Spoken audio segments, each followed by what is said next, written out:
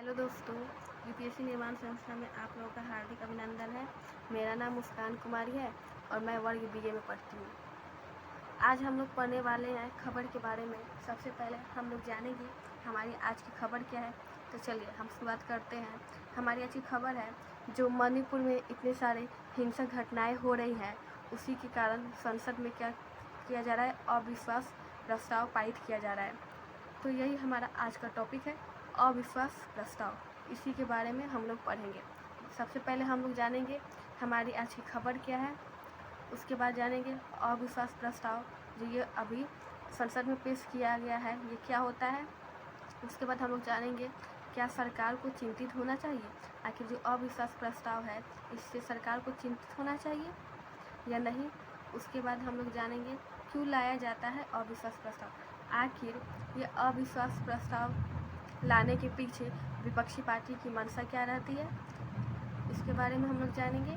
फिर हम लोग जानेंगे आज का हमारा प्रश्न। ये प्रश्न प्रीलिम्स से जुड़ा होगा, आप लोग कमेंट बॉक्स में इसका उत्तर दे सकते हैं, ठीक है। सबसे पहले हम लोग हम लोग खबर की बात की कि हाल फिलहाल में क्या हुआ है कि मणिपुर में हिंसक घटनाएं हुई है, जिसके कारण अविश्वास प्रस्ताव विपक्षी द्वारा पेश किया गया है। उसके बाद हम लोग जानते हैं अविश्वास प्रस्ताव क्या है। देखिए हमारी भारत में क्या है, हमारी भारत में संसदीय लोकतंत्र पाया जाता है, ठीक है। यानी लोकतंत्र देश है, यहाँ पर संसद की व्यवस्था की गई है, संसदीय लोकतंत्र पाया जाता है। यानी जो हमारी संसद है, आप लोग जानते ही हैं हमारे संसद को केंद्र स्तर पर 2 भागों में विभाजित किया गया है। एक है लोकसभा और दूसरा है राज्यसभा, ठीक है, लोकसभा और राज्यसभा। तो भारत क्या है, एक संसदीय लोकतंत्र है। इसमें क्या किया गया है कि लोकसभा मतलब संसद में जो भी व्यक्ति होता है संसद में, यानी बहुमत पे विजेता होता है, यानी जिसके पास अत्यधिक बहुमत रहते हैं उसी की सरकार बनती है। यही हम लोग जाने हैं। देखिए आखिर ये संसद क्या होता है, चलिए हम लोग इसका फोटो देख लेते हैं कि आखिर ये संसद क्या होता है। उससे पहले हम संविधान की बात किए हैं कि भारतीय संविधान में मतलब व्यवस्था है लोकसभा की, राज्यसभा की। सबसे पहले हम संविधान की किताब को देख लेते हैं। देखिए दिख रहा है आप लोग को, ये है हमारे संविधान का किताब, ठीक है। देखिए ये इंग्लिश में लिखा है कॉन्स्टिट्यूशन ऑफ इंडिया, यानी भारत का संविधान, ठीक है। यही संविधान में क्या की गई है, संसदीय लोकतंत्र की बात की गई है, यानी संसद में जिसकी कुल बहुमत रहती है उसी की सत्ता बनती है। देखिए अब हम लोग संसद के बारे में जान लेते हैं, ठीक है। ये देखिए जब ये हमारा भारत का संविधान बन रहा था, ये भीमराव अम्बेडकर जी है, देखिए ये सभी संविधान सभा के अध्यक्ष हैं लोग, इनको दिला रहा है इसी के बारे में।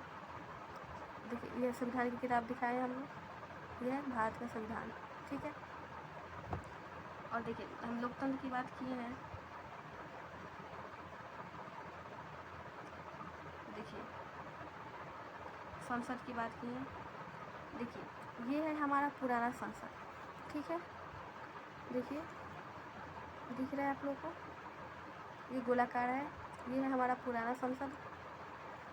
और देखिए ये है हमारी नई संसद भवन, जो ये त्रिभुजाकार बनाई गई है। देखिए दिख रहा है, ये पुरानी संसद भवन ऐसी थी, नई संसद भवन ऐसी है।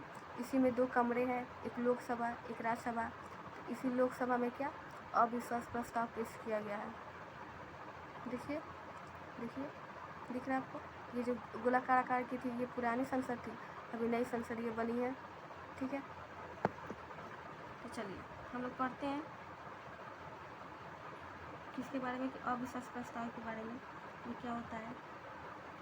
तो संसद में क्या किया गया है, अविश्वास प्रस्ताव लाया गया है, ठीक है। विपक्षी पार्टी दिया। देखिए अनुच्छेद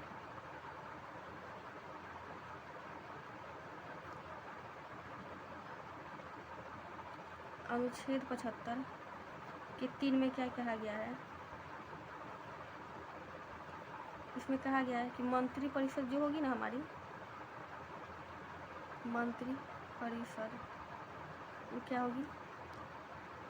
सामूहिक रूप से लोकसभा के प्रति उत्तरदायी होगी।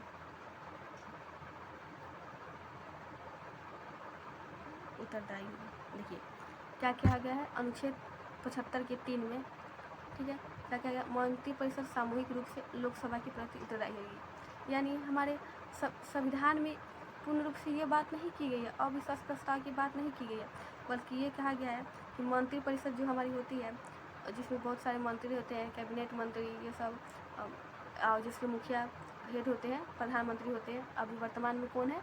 नरेंद्र मोदी है। तो उस अनुच्छेद 75 के 3 में क्या कहा गया है कि मंत्री परिषद लोकसभा के प्रति उत्तरदायी होगी। देखिए अब आप लोग को लग रहा है ये अनुच्छेद क्या होता है,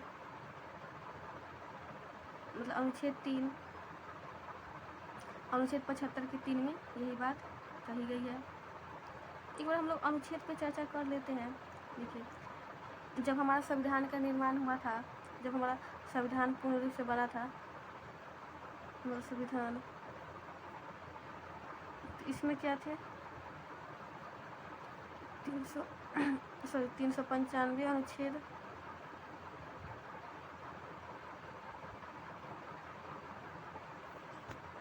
जब हमारा संविधान बना था तो 395 अनुच्छेद, 22 भाग और 12 अनुसूची थी,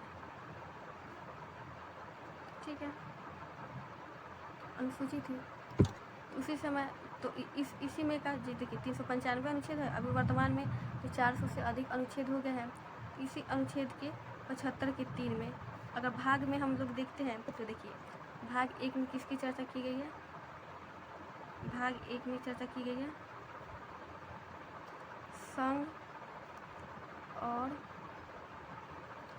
उसके क्षेत्र।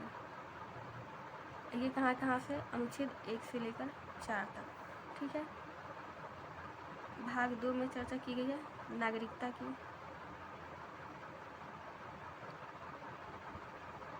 ये है 5 से लेकर 11 तक। भाग 3 में चर्चा की गई है मूल अधिकार या मौलिक अधिकार, ठीक है, इसकी की गई है। ये अनुच्छेद 12 से 35 तक है। भाग 4 में की गई है राज्य के नीति निर्देशक तत्व, इसकी चर्चा अनुच्छेद 36 से 51 तक की गई है। सॉरी भाग 4। देखिए एक क्या है भाग 4 का क है, इसमें क्या किया गया है? मूल कर्तव्य, ये तो बाद में जोड़ा गया था। मूल कर्तव्य यानी 51 के ए में अनुच्छेद कहा गया है। अनुच्छेद 51 के ए में अब आया भाग 5, जिसके बारे में हम लोग पढ़ रहे हैं। भाग 5 यानी संघ केंद्र सरकार के बारे में, इसकी चर्चा देखिए कुल 100 अनुच्छेदों में की गई है, 52 से लेकर 151 तक, ठीक है। भाग 5 यानी संघ के बारे में 52 से 151 तक। तो इसी का तो एक अनुच्छेद है अनुच्छेद 75 के 3। इसमें क्या कहा गया है कि मंत्री परिषद सामूहिक रूप से लोकसभा के प्रति उत्तरदायी होगी।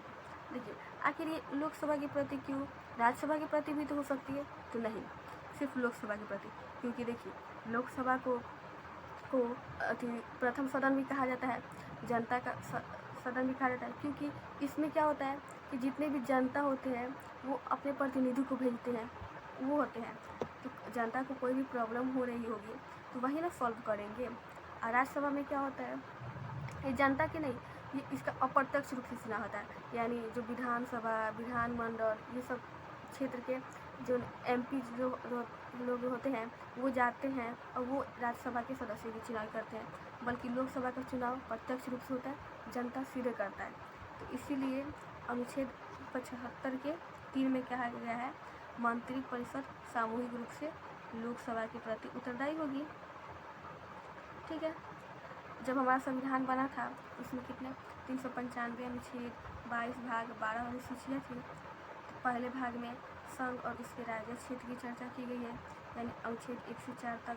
दूसरे भाग में नागरिकता की चर्चा की गई है 5 से 11 तक। तीसरे भाग में मूल अधिकार यानी 12 से 35 तक। चौथे भाग में राज्य की नीति निर्देशक तत्व 36 से 51 तक। और चौथे के क में मूल कर्तव्य अनुच्छेद 51 के ए में। देखिए पाँचवीं भाग जो हम लोग पढ़ रहे हैं अनुच्छेद 75 के 3 है। ये 75 के 3 में जो संघ चैप्टर है यानी केंद्र सरकार के बारे में हम लोग पढ़ना है। 52 से 151 कुल 100 अनुच्छेदों में इसकी चर्चा की गई है। उसी का एक अनुच्छेद है अनुच्छेद 75। इसमें क्या कहा गया है कि मंत्रिपरिषद सामूहिक रूप से लोकसभा के प्रति उत्तरदायी होगी। अब देखिए मैं ये संविधान बोल रही थी। देखिए जो संविधान सभा के सदस्य थे उनके द्वारा मिलकर संविधान का निर्माण किया गया था। देखिए ये लोग जितने भी संविधान सभा के सदस्य दिख रहे हैं आप लोग को, देखिए ये लोग बैठकर उस समय संविधान का निर्माण कर रहे थे। देखिए तो वही संविधान, ये तो संसद हो गया, संविधान का सभा का निर्माण किए थे। उसी अनुच्छेद 75 के 3 में क्या कहा गया है कि मंत्रिपरिषद लोकसभा के प्रति उत्तरदायी होगी। यानी अगर कोई भी सरकार गलत काम कर रही है तो विपक्षी पार्टी उसके समक्ष अविश्वास प्रस्ताव ला सकती है और मंत्रिपरिषद जवाबदेही होगी, उसको जवाब देना पड़ेगा। ठीक है। अब देखिए अविश्वास प्रस्ताव क्या है तो मैं बताई हूँ, ये हमारी संसद है। ठीक है। इसमें क्या है, एक हमारी लोकसभा है, क्या है, लोकसभा है। तो अविश्वास प्रस्ताव सिर्फ केवल लोकसभा में लाया जा सकता है। अविश्वास प्रस्ताव देखिए अभी हाल फिलहाल में क्या हुआ है कि जो मणिपुर में हिंसक आंदोलन हो रही है, तो जितने भी विपक्षी पार्टी लोग हैं यानी कांग्रेस की सरकार, अभी केंद्र में तो भाजपा की सरकार है, तो जितने भी विपक्षी पार्टी है इनके द्वारा अविश्वास प्रस्ताव लाया जाता है। तो अभी हाल फिलहाल में यही हुआ है कि मणिपुर के हिंसक घटनाएं को लेकर लोकसभा में क्या अविश्वास प्रस्ताव पारित किया गया है और विपक्षी पार्टी द्वारा किया गया है। देखिए अगर अब इसमें क्या होता है, अगर विपक्षी पार्टी अविश्वास प्रस्ताव ला देते हैं तो जो जितने भी जो सरकार रहती है,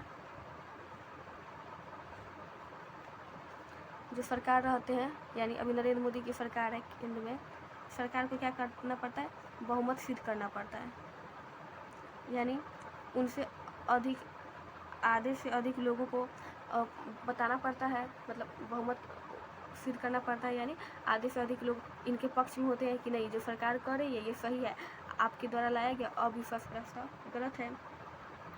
अगर मान लीजिए अगर अविश्वास प्रस्ताव पास हो जाएगा, अगर विपक्षी पार्टी जो बोल रही है कि सरकार गलत कार्य कर रही है, तो यानी तब अगर अविश्वास प्रस्ताव पास हो जाता है, सरकार क्या करता है कि बहुमत सिद्ध नहीं कर पाता है, तो क्या करना पड़ेगा, सरकार को इस्तीफा देना पड़ेगा। इस्तीफा यानी अपने पद से हटना पड़ेगा। ठीक है। यानी जो नरेंद्र मोदी अभी वर्तमान में है उनको इस्तीफा देना पड़ेगा अगर वो अपना बहुमत सिद्ध नहीं किए। देखिए अविश्वास प्रस्ताव क्या होता है, जो विपक्षी पार्टी द्वारा लाया जाता है, इसमें क्या करती है कि सरकार की खामियां निकालती है, इसकी आलोचना करती है कि सरकार सही से कार्य नहीं कर रहा है ताकि इसकी सत्ता गिर जाए और इनकी सरकार बन जाए। परंतु अगर सरकार क्या कर देती है, अपना बहुमत सिद्ध कर देती है, यानी आधे से अधिक लोग सरकार के पक्ष में हो जाते हैं, तो ऐसी स्थिति में क्या होगा कि ये अविश्वास प्रस्ताव पारित नहीं होगा। लेकिन अगर मान लीजिए अगर ये अविश्वास प्रस्ताव पारित हो गया, अधिक से ज़्यादा लोग विपक्षी पार्टी के समर्थन करने लगे कि हाँ सरकार गलत कर रही है, सरकार अपनी मनमानी कर रही है, तो ऐसी स्थिति में सरकार यानी वर्तमान में जो नरेंद्र मोदी है उनको क्या करना पड़ेगा, अपने पद से इस्तीफा देना पड़ेगा। इसी सब सरकार ने जितने उनके मंत्रिपरिषद जितने लोग होंगे सब इस्तीफा देंगे और सबसे पहले प्रधानमंत्री को इस्तीफा देना पड़ेगा। अब हम लोग जानते हैं कि प्रक्रिया यानी अविश्वास प्रस्ताव आखिर ये क्यों लाया जाता है, इसकी प्रक्रिया क्या है, इसके बारे में हम लोग जानते हैं।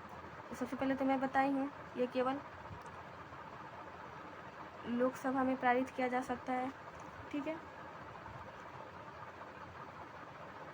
अगर मान लीजिए कोई भी विपक्षी पार्टी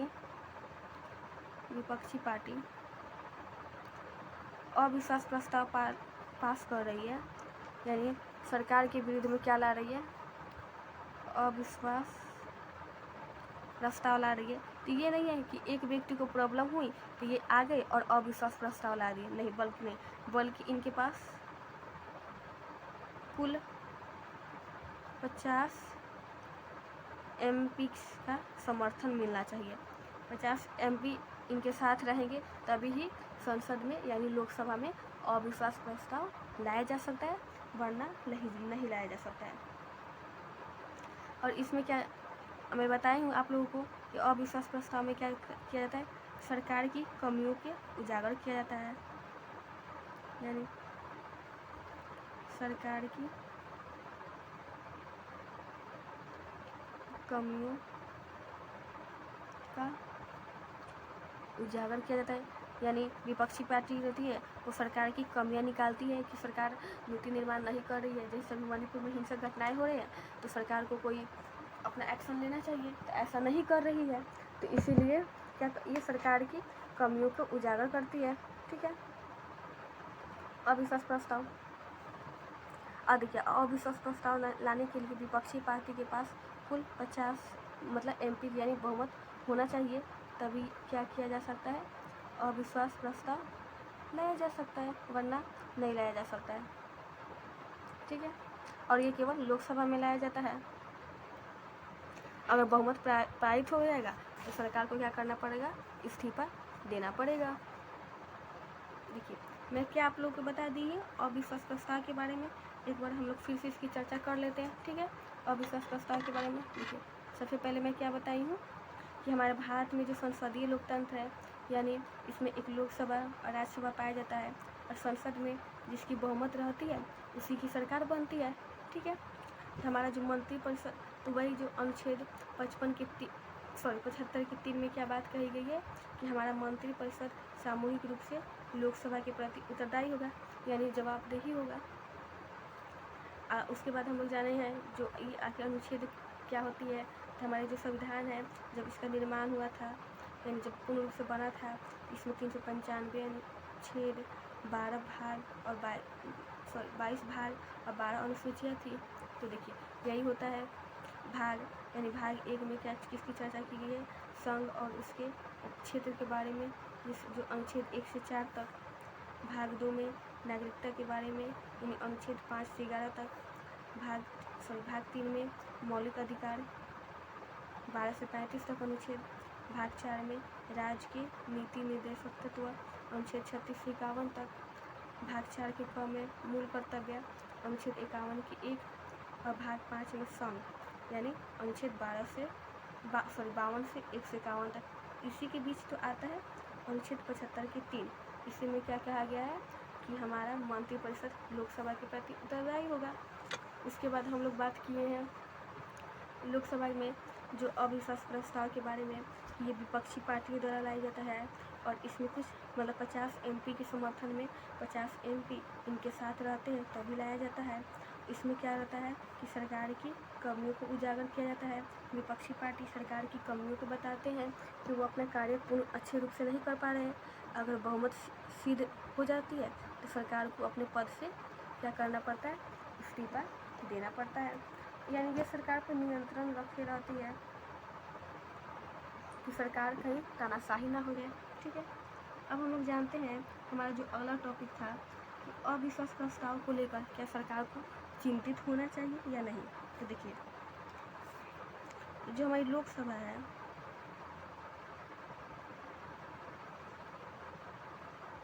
लोकसभा में बहुमत के लिए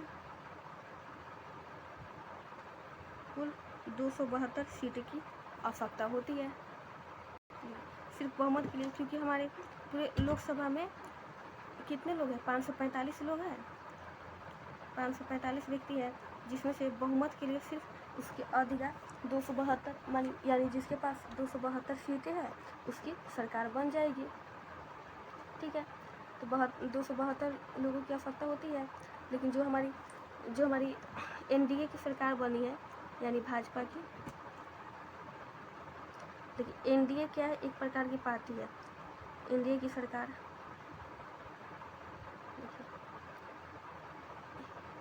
एनडीए क्या है, यानी एनडीए नेशनल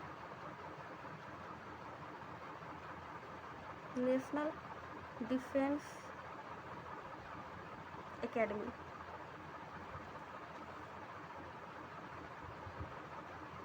एकेडमी। यानी एनडीए हमारी सरकार है, इसी के अंतर्गत क्या आता है, बीजेपी आता है। बीजेपी यानी भारतीय जनता पार्टी, यानी भाजपा, भारतीय जनता पार्टी। अगर हम इसको शॉर्टकट में क्या बोलते हैं, भाजपा, यानी कमल छाप नरेंद्र मोदी की सरकार है। तो क्या है, तो सिर्फ हमें बहुमत सिद्ध करने के लिए 272 यानी 272 हमारे पास व्यक्ति का बहुमत रहेगा तो लोकसभा में क्या हो सकता है, सरकार बन सकती है। लेकिन भाजपा के पास कुल कितनी सीटें हैं, 303 सीटें हैं। देखिए कहाँ 272, कहाँ 303 सीटें हैं। और बाकी जितने भी विपक्षी गठबंधन है, विपक्षी के पास 144 सीटें हैं और अन्य पार्टी के पास 77 सीटें हैं। तो इसमें सरकार की चिंतित होने की आवश्यकता नहीं है। अगर मान लीजिए नरेंद्र मोदी के पास 272 से कम सीटें रहता है तभी तो उनको बहुमत सिद्ध करना पड़ता है। ये तो पूर्ण रूप से अपना बहुमत सिद्ध कर देंगे। 303 वो सीट है, सभी इन्हीं का साथ देंगे, सभी किन का साथ देंगे, अपने प्रधानमंत्री वर्तमान के नरेंद्र मोदी। ठीक है, जितने सांसद है ये 303 सांसद इन्हीं का साथ देंगे और हमें सिर्फ अब इस बहुमत सिद्ध करने के लिए मात्र 272 सांसद की आवश्यकता है। तो ऐसी स्थिति में सरकार को चिंतित होने की बिल्कुल आवश्यकता नहीं है, क्योंकि सरकार जानती है कि हमारे पास तो 303 व्यक्ति 303 सीट है और बहुमत सिद्ध करने के लिए मात्र 272 सीट की आवश्यकता है। तो इसलिए सरकार को चिंतित होने की जरूरत नहीं है। यानी जो हमारी भारतीय जनता पार्टी यानी भाजपा की जो पार्टी है, जिनके पास कुल संसद में कितने सीटें की लोकसभा में 303 सीट है। तो ये तो रही इसके बाद कि आखिर सरकार चिंतित होंगे कि नहीं होंगे, तो ऐसा नहीं है। अब हम लोग अगले टॉपिक पे आते हैं। जो हमारा अगला टॉपिक था, आखिर जो अविश्वास प्रस्ताव है ये क्यों लाया जाता है या पहले कब लाया जा चुका है, इसके बारे में हम लोग जानते हैं। अब हम लोग जानते हैं कि अविश्वास प्रस्ताव क्यों लाया जाता है। इससे पहले मतलब हम लोग जान लेते हैं कि जो पहले यानी अविश्वास प्रस्ताव लाया जा चुका है नहीं। देखिए, तो सर्वप्रथम 1963 ईस्वी में एक व्यक्ति थे JB कृपलानी, इनके द्वारा अविश्वास प्रस्ताव लाया गया था। सर्वप्रथम 1963 ईस्वी में किनके द्वारा, जो JB कृपलानी थे इनके द्वारा लाया गया था। और किनके विरोध में, तो उस समय के तत्कालीन प्रधानमंत्री कौन थे, पंडित जवाहरलाल नेहरू।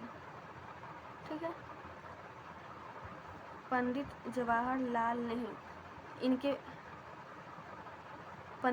नेहरू थे, इनके विरुद्ध में 1963 ईस्वी में JB कृपलानी द्वारा अविश्वास प्रस्ताव लाया गया था। और इसमें कुल 40 सांसदों ने हिस्सा लिया था और ये बैठक कितने दिन, 4 दिनों तक चली थी। परंतु ये अविश्वास प्रस्ताव पास नहीं हुआ। जो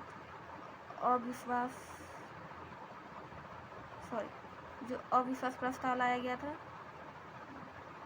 वह रद्द हो गया, यानी पास नहीं हुआ। सर्वप्रथम किनके द्वारा लाया गया था, 1963 ईस्वी में JB कृपलानी के द्वारा लाया गया था। किसके विरुद्ध में, जो तत्कालीन प्रधानमंत्री के पंडित जवाहरलाल नेहरू, इनके विरुद्ध में लाया गया था।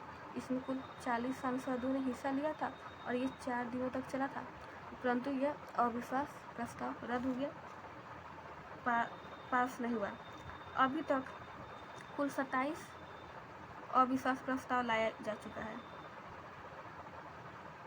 देखिए, कुल 27 अविश्वास प्रस्ताव लाया जा चुका है, लेकिन मतलब अचंभित बात यह है कि इसमें से एक भी पारित नहीं हुआ है, एक भी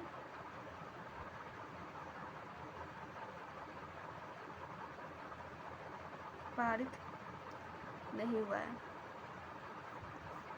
इसकी मुख्य बात यह है कि कुल कितना 27 अविश्वास प्रस्ताव लाया जा चुका है, परंतु एक भी पारित नहीं हुआ है।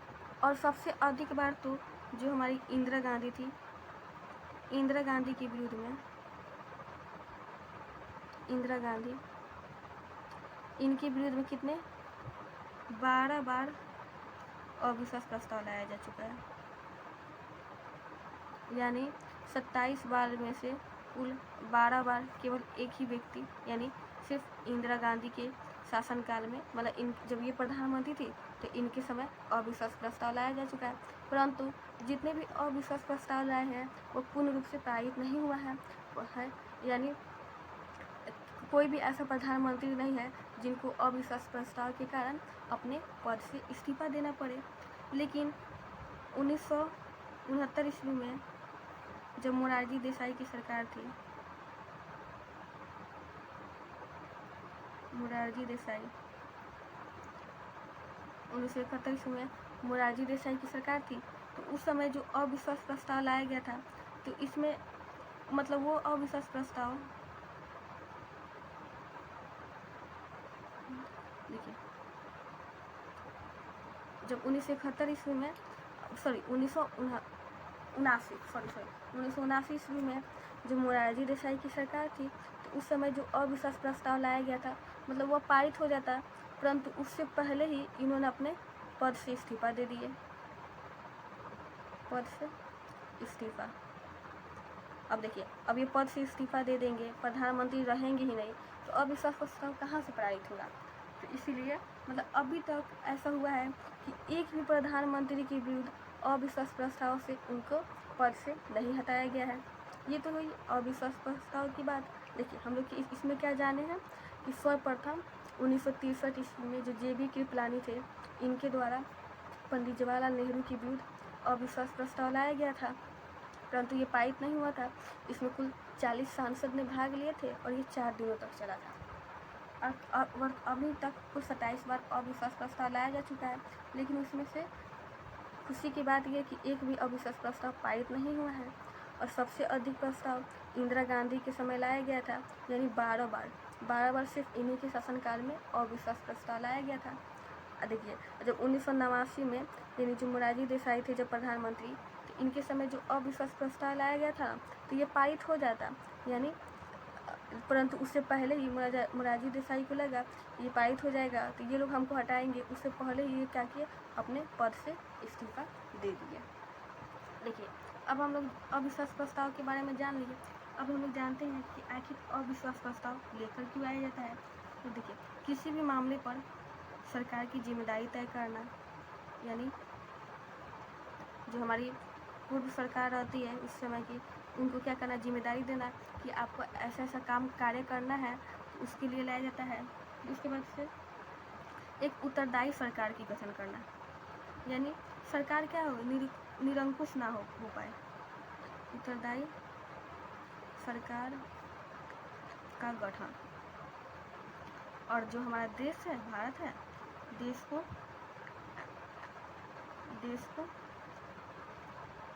निरंकुशता से बचाना,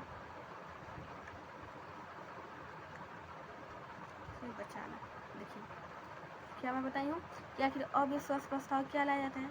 तो सरकार की जिम्मेदारी तय करना कि आपको हमारे देश में ऐसे ऐसे कार्य हो रहे हैं, तो आपको उनके लिए नीति नियम बनाना चाहिए, उसके लिए कि सरकार को जिम्मेदारी देना। और उत्तरदायी सरकार का गठन करना, यानी सरकार क्या करे, हमेशा जनता के प्रति उत्तरदायी रहे, अपनी मनमानी ना करे, ताकि देश निरंकुश ना हो पाए, निरंकुश होने से बच पाए। ठीक है, इसीलिए अविश्वास प्रस्ताव लाया जाता है। चलिए, हम लोग आज क्या पढ़े हैं उसको एक बार शुरू से रिवाइजिंग कर लेते हैं। देखिए, सबसे पहले हम लोग जाने हैं अविश्वास प्रस्ताव के बारे में। तो देखिए, अविश्वास प्रस्ताव संसद के लोकसभा में पास किया जाता है और इसमें क्या किया जाता है कि जो अनुच्छेद 75 के एक है उसमें कहा गया है कि मंत्रिपरिषद सामूहिक रूप से लोकसभा के प्रति उत्तरदायी होगी। इसमें मतलब जो हमारे संविधान में पूर्ण रूप से इसकी चर्चा नहीं की गई है कि अविश्वास प्रस्ताव, मतलब संविधान में अविश्वास प्रस्ताव की चर्चा नहीं की गई है, बल्कि संविधान में ये बात कही गई है कि मंत्रिपरिषद सामूहिक रूप से लोकसभा के प्रति उत्तरदायी होगी। उसके बारे में हम लोग कुछ अनुच्छेदों के बारे में भी देखे हैं कि जो हमारा संविधान बन रहा था उस समय 395 अनुच्छेद, 22 भाग और 12 अनुसूचियाँ थी, ठीक है। और भाग 1 में संघ और उसके राज्य क्षेत्र की चर्चा की गई थी जो अनुच्छेद 1 से 4 तक थी। भाग 2 में नागरिकता की चर्चा की गई है जो 5 से 11 तक थी। भाग 3 में मूल अधिकार की चर्चा की गई है जो अनुच्छेद 12 से 35 तक है। भाग 4 में राज्य की नीति निर्देशक तत्वों की चर्चा की गई है जो अनुच्छेद 36 से 51 तक है। भाग 4 में मूल कर्तव्य की रक्षा की गई है जो अनुच्छेद 51 के ए में है। और भाग 5 में संघ की चर्चा की गई है जो अनुच्छेद 52 से 151 यानी कुल 100 अनुच्छेद है। तो इसी का एक अनुच्छेद है 75, अनुच्छेद 75 के 3। इसमें क्या कहा गया कि मंत्रिपरिषद सामूहिक रूप से लोकसभा के प्रति उत्तरदायी होगी। उसके बाद हम लोग जाने हैं अविश्वास प्रस्ताव के बारे में कि अविश्वास प्रस्ताव जो विपक्षी पार्टी लाती है और कुल कितने इनके साथ 50 MP रहने चाहिए तभी लाई गई। अगर अविश्वास प्रस्ताव सिद्ध हो जाएगा तो सरकार को अपने पद से इस्तीफा देना पड़ेगा। अगर सिद्ध नहीं होगा तो सरकार बनी रहेगी, ठीक है। और इसमें अविश्वास प्रस्ताव के माध्यम से जो विपक्षी पार्टी है वो सरकार की कमियां का उजागर करती है, यानी सरकार की कमियां निकालती है। और देखिए, किसी भी अगर अविश्वास प्रस्ताव किसी भी सरकार के प्रति लाया गया तो उसको बहुमत सिद्ध करना होता है, यानी कुल 272 बहुमत सीट रहना चाहिए। अभी भारत में वर्तमान में लोकसभा में 545 सीट है जिनमें से उसका अधिया यानी 50% सीट जिस व्यक्ति के पास रहेगा उसका मतलब सरकार रहता है। तो जो हमारा बीजेपी है, हमारे मतलब भारतीय जनता पार्टी भाजपा जिसके प्रमुख नेता है नरेंद्र मोदी जो हमारे प्रधानमंत्री है, उनके पास कुल कितने 303 सीट है। इसीलिए तो इनकी सरकार बनी है क्योंकि सबसे अधिक सीट इन्हीं के पास है। उसके बाद विपक्षी पार्टी के पास 144 सीट है, फिर अन्य पार्टियों के पास 70 सीटें हैं। इसीलिए जो हम बताए हैं कि जो अविश्वास प्रस्ताव सरकार की कमियों को उजागर करता है इसलिए लाया जाता है, ठीक है। उसके बाद हम लोग कुछ अविश्वास प्रस्ताव के बारे में बात किए थे कि आखिर ये अविश्वास प्रस्ताव कब कब लाई गई थी। तो सबसे पहले 1963 में जो JB कृपलानी थे, यानी उस समय के जो प्रधानमंत्री थे पंडित जवाहरलाल नेहरू, इनके विरुद्ध लाया गया था। इसमें कुल 40 सांसद भाग लिए थे और ये अविश्वास प्रस्ताव 4 दिनों तक चला था, परंतु ये पास नहीं हो पाया था। और देखिए, अभी वर्तमान में कितने शुरू से मतलब जब से हमारा संविधान लागू हुआ तब से अभी तक कितने कुल 27 बार अविश्वास प्रस्ताव लाया जा चुका है, परंतु उसमें से एक भी पारित नहीं हुआ है। देखिए, सबसे अधिक बार तो जो हमारी इंदिरा गांधी है जब ये प्रधानमंत्री थी तो इनके शासनकाल में लाया गया था। कुल 12 बार अविश्वास प्रस्ताव सिर्फ इन्हीं के इंदिरा गांधी के शासनकाल में लाया गया है। देखिए, 1989 में जो मोरारजी देसाई थे इनके समय अविश्वास प्रस्ताव लाया गया था। तो इनको लग रहा था कि अविश्वास प्रस्ताव यानी पारित हो जाएगा, तो उससे पहले ही क्या किए ये पद से इस्तीफा दे दिए, जिनके कारण इनको भी अविश्वास प्रस्ताव के तहत पद से नहीं हटाया गया, ठीक है।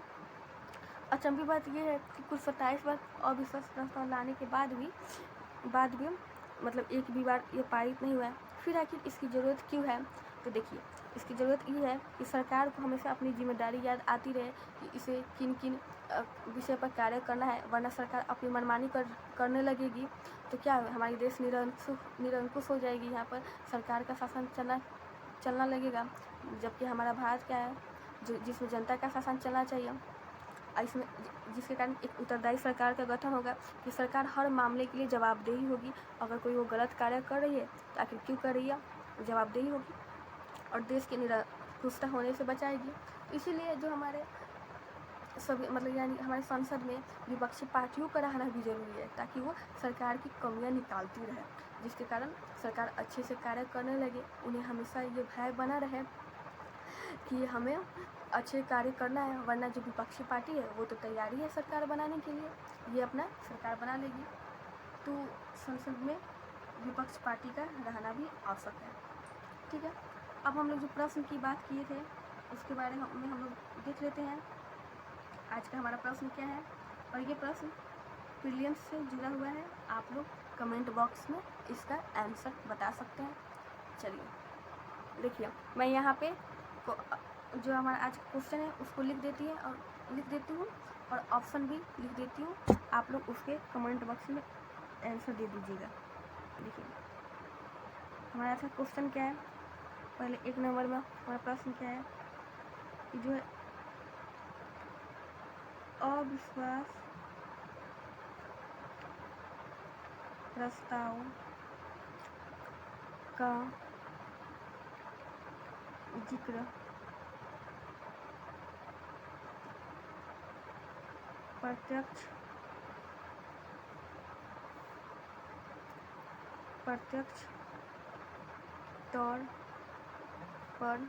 तौर पर संविधान में नहीं किया